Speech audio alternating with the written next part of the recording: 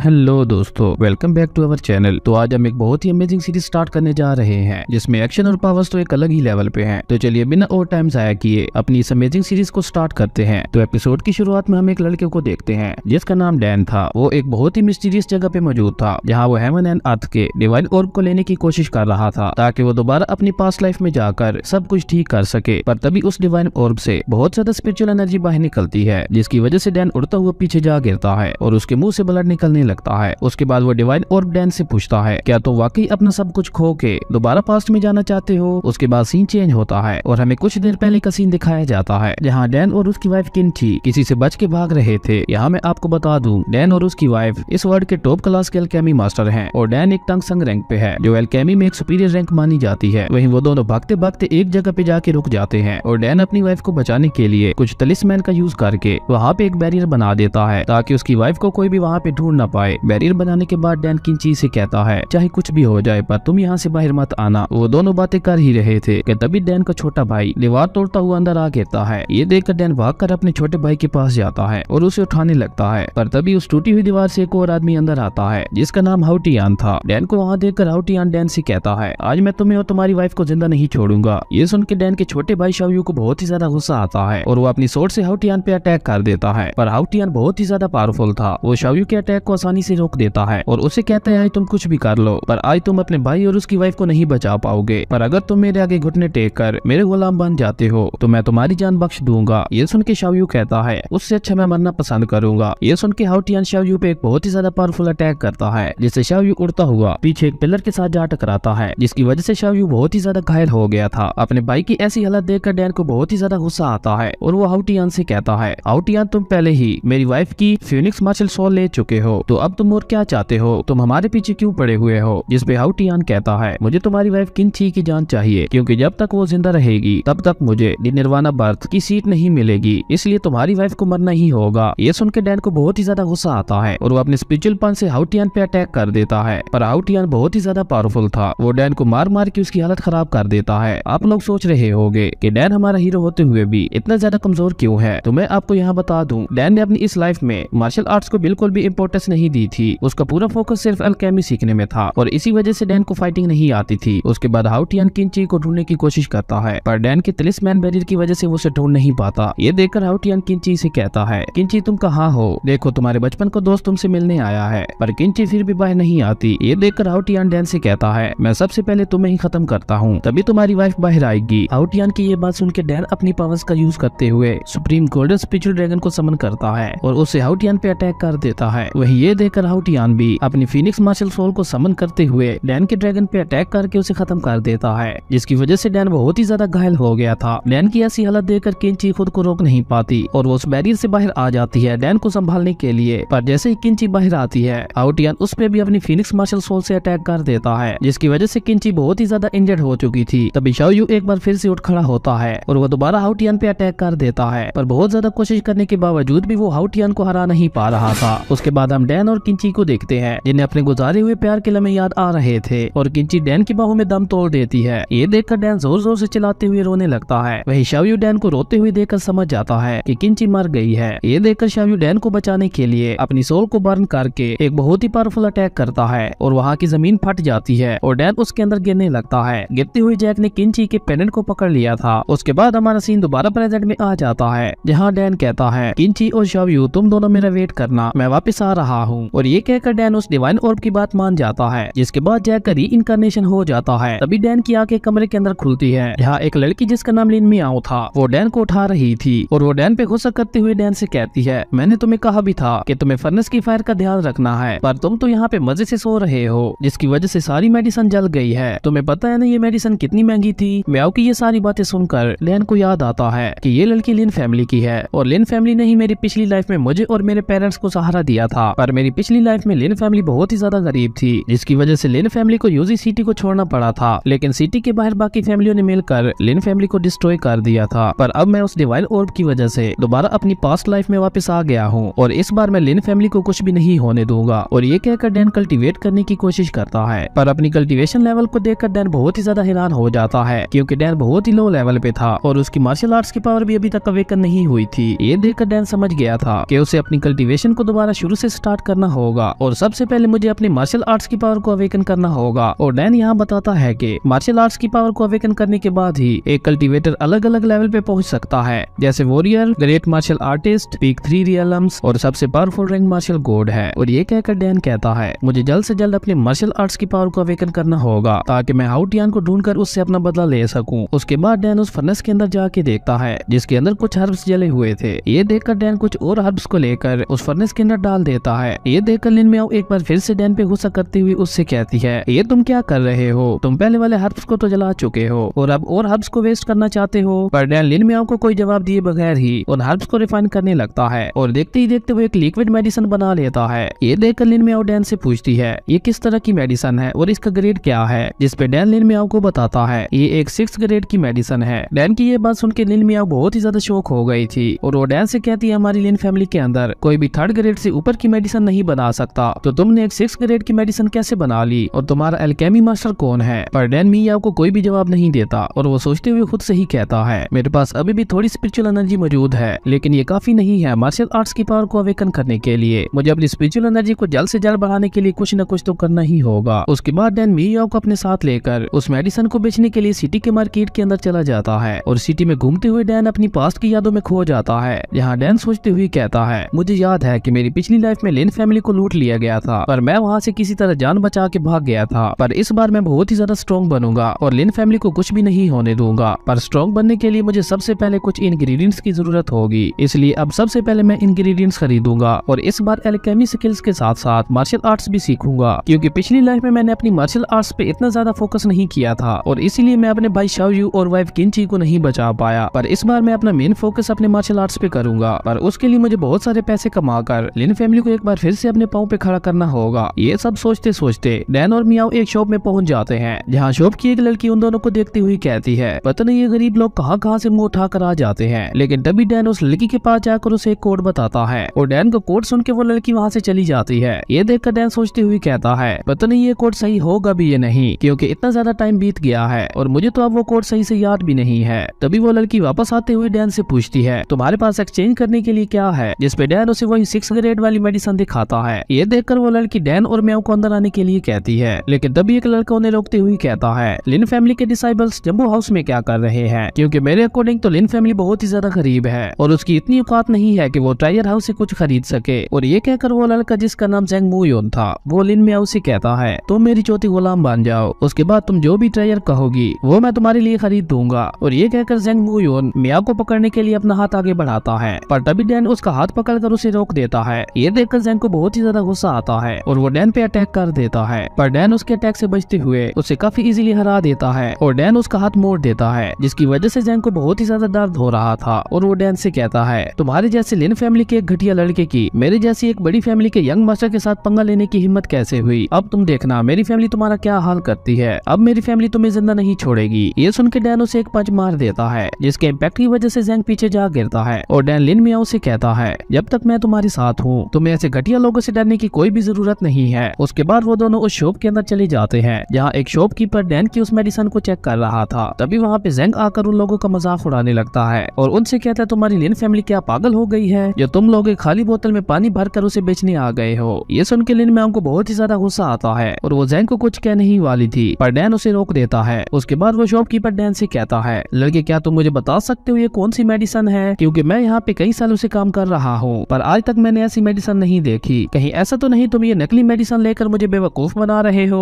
और ये कहकर वो शॉपकीपर उस शॉप गर्ल से कहता है क्या तुम्हें दिमाग नहीं है जो तुम किसी को भी लेकर अंदर आ जाती हो। उस शॉपकीपर की बात सुन के डैन उस शॉपकीपर से कहता है क्या तुम्हें ये मेडिसिन वाकई नहीं चाहिए। ये सुन के वो शॉपकीपर डैन से कहता है क्या मैं तुम्हें पागल लगता हूँ जो मैं इस नकली मेडिसिन को खरीदूंगा। और तभी वहाँ पे एक ओल्ड मैन आते हुए कहता है कि आखिर यहाँ पे इतना ज्यादा शोर क्यों हो रहा है। इस ओल्ड मास्टर का नाम मास्टर ली था जो कि इस जंबो हाउस के ओनर थे। मास्टर ली जब डैन की मेडिसिन को देखते हैं तो वो फौरन ही उसे चेक करने लगते हैं और उस मेडिसिन को चेक करते हुए मास्टर ली शॉक हो गए थे और वो कहते हैं ये कैसे पॉसिबल है। ये देखकर उस शॉपकीपर को लगता है कि मास्टर ली इस मेडिसिन को देखकर गुस्सा हो गए हैं, इसलिए वो वहाँ के गार्ड्स को बुलाता है डैन और मियाओ को वहाँ से बाहर निकालने के लिए। ये देखकर मास्टर ली उस शॉपकीपर को रोकते हुए कहता है क्या तुम पागल हो गए हो, क्या तुम्हें नहीं पता कि मेहमानों के साथ कैसे पेश आया जाता है। और ये तो हमारे आम नहीं बल्कि बहुत ही ज्यादा खास मेहमान हैं जो एक 6th ग्रेड की मेडिसिन बेचने आए हैं। मास्टर ली की ये बात सुन के जेंग और वो शॉपकीपर दोनों बहुत ही ज्यादा शौक हो गए थे और उन्हीं के साथ म्याऊ भी शौक हो गई थी। वो अपने मन में कहती है ये तो वाकई एक 6 ग्रेड की मेडिसिन निकली। पर डैन का मूड बहुत ही ज्यादा खराब हो चुका था। वो मास्टर ली से उस मेडिसिन को वापस मांगता है और उनसे कहता है अब मैं ये मेडिसिन नहीं बेचना चाहता क्योंकि आपके यहाँ लोगों को बिल्कुल भी तमीज नहीं है। ये सुनकर शॉपकीपर और जेंग को बहुत ही ज्यादा गुस्सा आता है और जेंग डैन से कहता है बल्कि ये तो सिर्फ कुछ ही 6 ग्रेड की मेडिसिन है और तुम इस 6 ग्रेड की मेडिसिन को लेकर खुद को इतना बड़ा समझ रहे हो। मेरी फैमिली में ऐसे मेडिसिन के ढेर लगे हुए हैं। और ये कहकर जेंग मास्टर ली से कहता है मास्टर ली मुझे लगता है आपको इन्हें 2-4 थप्पड़ लगाकर यहाँ से भगा देना चाहिए। ये सुन के मास्टर ली बहुत ही ज्यादा गुस्सा हो जाते हैं और वो उल्टा जेंग को ही एक थप्पड़ लगा देते हैं। और मास्टर ली डैन से कहते हैं यंग बॉय अब तुम्हें कोई भी नहीं रोकेगा, तुम कभी भी यहाँ आ सकते हो मेडिसिन को बेचने के लिए। उसके बाद डैन उस मेडिसिन को 300 सिल्वर कॉइन्स में बेच देता है। जिसके बाद वो दोनों वहाँ से बाहर आ जाते हैं जहाँ म्याऊ डैन की तारीफ करते हुए उससे कहती है डैन तुम तो वाकई बहुत ज्यादा कमाल के हो, तुमने इतनी सी मेडिसिन बेचकर 300 सिल्वर कॉइन्स कमा लिए। अगर हम और भी इस तरह की मेडिसिन बनाकर बेचें तो हमारी लिन फैमिली बहुत ही जल्द अमीर हो जाएगी और उसके बाद हमें ये सिटी भी नहीं छोड़नी पड़ेगी। ये सुन के डैन म्याऊ को वो कॉइन्स देते हुए कहता है अब हमें दोबारा यहाँ आने की कोई भी जरूरत नहीं है, ये लोग खुद ही हमें ढूंढते हुए आएंगे। अगले सीन में हम मास्टर ली और एक ओल्ड मैन को देखते हैं जहाँ वो ओल्ड मैन डैन की मेडिसिन को स्मेल करते हुए मास्टर ली से कहता है ये 6 ग्रेड की मेडिसिन बाकी 6 ग्रेड की मेडिसिन से बहुत ही ज्यादा पावरफुल है। जहाँ मेंटल पावर को बढ़ाने के लिए नॉर्मल 6 ग्रेड की मेडिसिन की आधी बोतल लगती है पर उसके लिए इस मेडिसिन की सिर्फ एक बूंद ही काफी है। और मैं ये यकीन के साथ कह सकता हूँ इसे बनाने वाला मास्टर कम से कम 3 पीक रियल्म्स में होगा। उस ओल्ड मैन की ये बात सुन के मास्टर ली बहुत ही ज्यादा शौक हो जाते हैं और वो शॉप गर्ल से पूछते हैं क्या तुम्हें उस लड़की का एड्रेस मालूम है। जिसपे वो लड़की मास्टर ली को बताती है वो दोनों लोग लिन फैमिली से थे। जिसके बाद मास्टर ली और वो ओल्ड मैन दोनों लिन फैमिली में पहुंच जाते हैं और लिन फैमिली के हेड से उस मेडिसिन के बारे में पूछते हैं। जहाँ लिन फैमिली का हेड उस मेडिसिन की बोतल को देखते हुए कहता है मास्टर ली ये बोतल तो हमारी लिन फैमिली की है पर हमारी लिन फैमिली में से कोई भी 6 ग्रेड की मेडिसिन नहीं बना सकता। मुझे लगता है मास्टर ली आपको कोई गलत फहमी हुई है। और तभी वहाँ पे म्याऊ और डैन भी आ जाते हैं और उन दोनों को वहाँ देखकर मास्टर ली मुस्कुराने लगते हैं। ये देखकर डैन मास्टर ली से कहता है मास्टर ली मैंने ये एक्सपेक्ट नहीं किया था कि आप इतना जल्दी यहाँ पहुँच जाएंगे, आप तो वाकई बहुत ज्यादा फास्ट हो। ये सुन के मास्टर ली डैन का हाथ पकड़ते हुए कहते हैं छोटे भाई तुमसे दोबारा मिलकर खुशी हुई। वही मास्टर ली को डैन को छोटा भाई कहता सुन के लिन फैमिली के सभी लोग बहुत ही ज्यादा शौक हो गए थे क्योंकि मास्टर ली यूजी सिटी के अंदर बहुत ही बड़े अल्केमी मास्टर थे। वो किसी से भी ऐसे बात नहीं करते थे। ये सब देखकर लिन फैमिली का हेड अपनी बेटी से पूछता है कि आखिर यहाँ पे ये सब क्या चल रहा है। जिसपे म्याऊ अपने फादर को बताती है वो 6 ग्रेड की मेडिसिन डैन ने बनाई थी और उसे मास्टर ली को सेल कर दिया था। वही डैन के फादर भी ये सुन के बहुत ज्यादा शौक हो गए थे और वो उनसे कहते हैं कि मेरे बेटे के पास इतनी स्किल्स नहीं है कि वो एक 6 ग्रेड की मेडिसिन बना सके। जिसपे म्याऊ कहती है अंकल यकीन करें मैं कसम उठा के कहती हूँ कि मैं सच कह रही हूँ, ये मेडिसिन डैन नहीं बनाई थी। म्याऊ की ये बात सुन के वो ओल्ड मैन डैन से कहता है डैन मेरे छोटे भाई मुझे तो यकीन ही नहीं हो रहा कि तुमने इतनी कम एज में एक 6 ग्रेड की मेडिसिन बनाई है। क्या तुम एक बार फिर से हमें ये मेडिसिन बनाकर दिखा सकते हो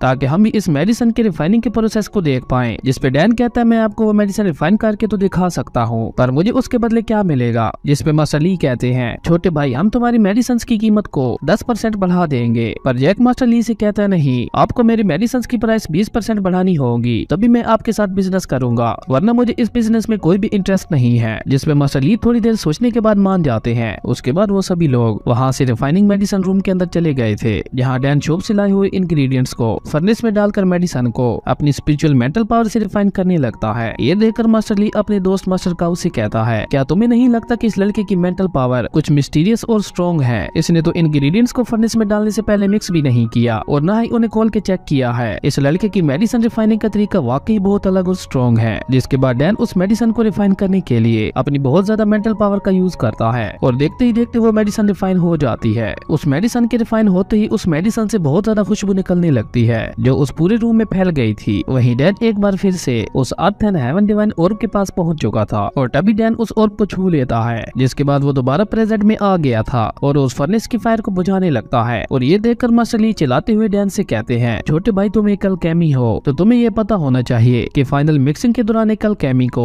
ध्यान से फायर का यूज करना होता है पर तुमने तो मिक्सिंग से पहले ही फायर को बुझा दिया। वहीं डैन जो अपनी मेंटल पावर का काफी ज्यादा यूज करने की वजह से थोड़ा कमजोर फील कर रहा था वो मास्टर ली से कहता है कि मैंने ऑलरेडी मेडिसिन को रिफाइन कर लिया है। ये सुनकर वहाँ पे सभी लोग एक बार फिर से शॉक हो गए थे क्योंकि डैन ने बहुत ही ज्यादा कम टाइम में एक हाई क्वालिटी की मेडिसिन को रिफाइन कर लिया था जो कि कहीं से भी एक मामूली बात नहीं थी। ये देखकर मास्टर ली डैन से बहुत ही ज्यादा इंप्रेस हो जाते हैं और वो डैन को रिस्पेक्ट देते हुए कहते हैं मिस्टर डैन क्या आप हमारे ट्रेजर पवेलियन में हेड पिल रिफाइनर के तौर पर काम करना पसंद करेंगे। उसके लिए मैं आपको एक अच्छी खासी कीमत भी दूंगा और उसी के साथ आपको जो भी इंग्रेडिएंट्स चाहिए होंगे वो मैं आपको फ्री में दूंगा। पर डैन इसके लिए मना कर देता है, जिसके बाद मास्टर ली डैन से कहते हैं ओके कोई बात नहीं, पर कुछ दिन बाद हमारा ट्रायर पवेलियन एक ऑक्शन करवाने वाला है जिसमें मेंटल पावर को बढ़ाने वाली बहुत सारी मेडिसिन आने वाली है, तो क्या आप उस ऑक्शन में पार्टिसिपेट करना पसंद करेंगे? जिसपे डैन मास्टर ली से कहता है ये तो ऑक्शन में आने वाली मेडिसिन पे डिपेंड करता है कि मुझे उसमें पार्टिसिपेट करना चाहिए या नहीं। जिसपे मास्टर ली डैन को बताते हैं कि उस ऑक्शन में जितनी भी मेडिसिन आएंगी वो सभी टॉप क्वालिटी की मेडिसिन होगी। वो सभी medicine real silver, fire silk worm की वाइन से बनी हुई है और कुछ मेडिसिन दरहानी फ्लावर्स से भी बनी हुई है। दरहानी फ्लावर्स का नाम सुन के डैन बहुत ही ज्यादा खुश हो जाता है और वो खुद से ही कहता है मैं दरहानी फ्लावर्स की मदद से